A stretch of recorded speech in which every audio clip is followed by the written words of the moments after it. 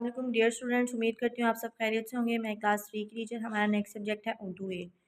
उर्दू ए की हम एक्सरसाइज कर रहे थे। पेज नंबर 101 है। दिया हुआ पैराग्राफ गौर से पढ़ें। इमरान के स्कूल में दौड़ का मुकाबला हुआ। कल 5 बच्चों ने मुकाबले में हिस्सा लिया। मुकाबला शुरू हुआ तो अहमद सबसे आगे था, लेकिन कुछ ही देर में अली ने उसे पीछे छोड़ दिया और पहले नंबर पर आ गया। दूसरे नंबर पर हारून और तीसरे नंबर पर हसन आया। जीतने वाले बच्चे को इनाम दिया गया।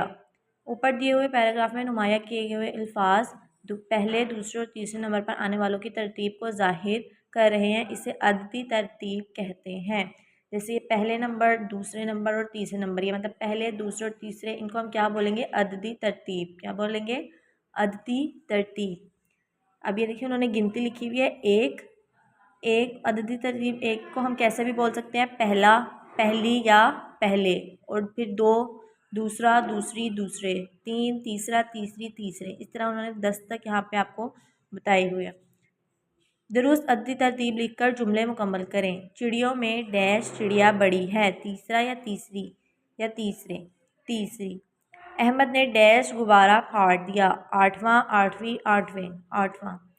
आयशा दौड़ में डैश नंबर पर आई। पाँचवां, पाँचवीं, पाँचवें, पाँचवें। नेक्स्ट पेज नंबर है 102।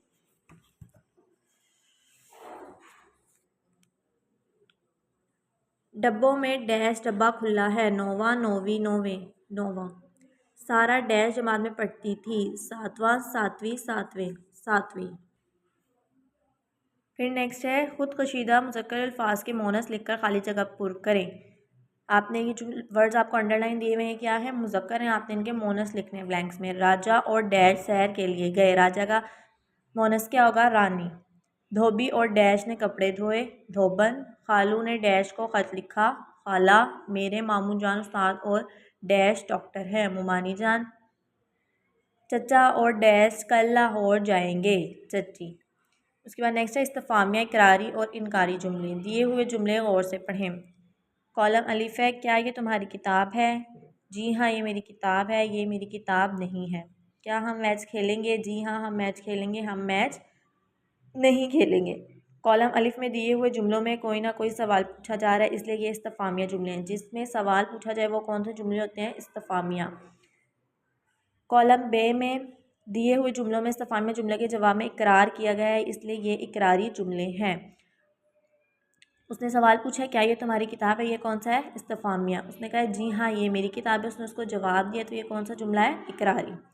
जबकि कॉलम जी में दिए हुए जुमलों में इस्तिफ़ामिया जुमलों के जवाब में इनकार किया गया है, वो जुमले जिनमें किसी बात का इनकार किया जाए इनकारी जुमले कहलाते हैं।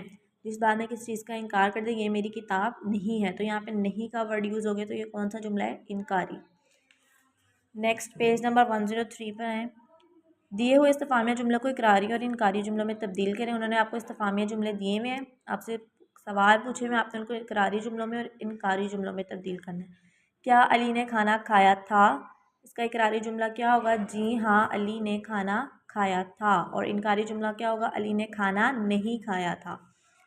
नेक्स्ट है क्या लड़कों ने फ़ुटबॉल खेला था? जी हाँ, लड़कों ने फ़ुटबॉल खेला था। लड़कों ने फ़ुटबॉल नहीं खेला था। नेक्स्ट है क्या सड़क पर भीड़ थी? जी हाँ, सड़क पर भीड़ थी।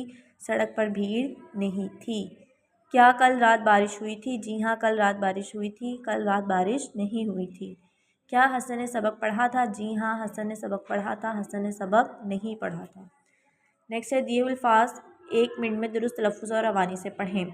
आपने ये जो उन्होंने वर्ड्स दिए हैं, आपने इनको तलफ़्फ़ुज़ से पढ़ना है, रवानी से पढ़ना है। जैसे क्या है? लकड़ी और वज़ू। वज़ू नहीं होता, वुज़ू होता है। देखिए उन्होंने उसके ऊपर पेश डाला है, तो क्या है? वज़ू। मेहरबान, खिदमत, टुकड़े, फ़ारिग, ये सारे वर्ड्स आपने पढ़ने हैं।